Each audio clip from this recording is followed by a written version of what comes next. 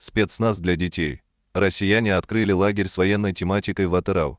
В одном из атырауских пабликов в Instagram опубликовали пост о детском лагере «Спецназ дети». Публикация вызвала негативную реакцию у казахстанцев. Организаторы эксклюзивного детского проекта в Атырау приглашают мальчиков и девочек в возрасте от 8 и 17 лет.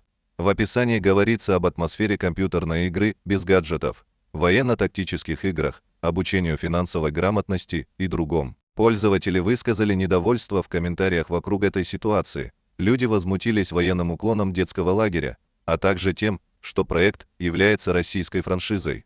Вот несколько гневных комментариев под публикацией. Чему детей учите?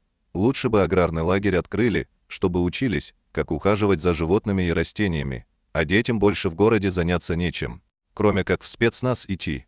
Что за ерунда такая появилась в нашем городе? К чему их готовить собираются и зачем?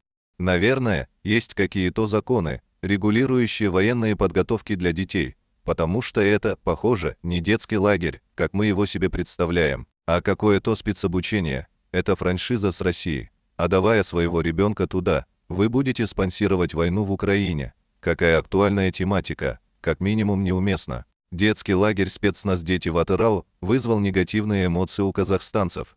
И это совершенно понятно. Времена военных конфликтов прошли, и мы должны учить детей миру, а не военным действиям. Кроме того, настоящие спецназовцы – это люди с огромным опытом и профессиональными навыками, а не дети 8-17 лет, которые только начинают свой жизненный путь. Важно понимать, что детский лагерь должен быть местом для развития и веселья, а не для обучения военным действиям. Нам нужны лагеря, которые помогут детям научиться новым навыкам и умениям, которые пригодятся им в жизни, например, лагеря с акцентом на экологию, науку или искусство.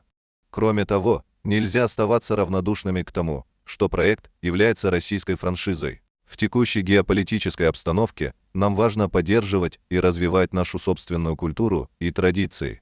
Итак, лагерь «Спецназ дети» не нужен в Казахстане, и мы не должны поддерживать его. Нам нужны лагеря, которые помогут нашим детям стать более уверенными, творческими и успешными людьми в будущем.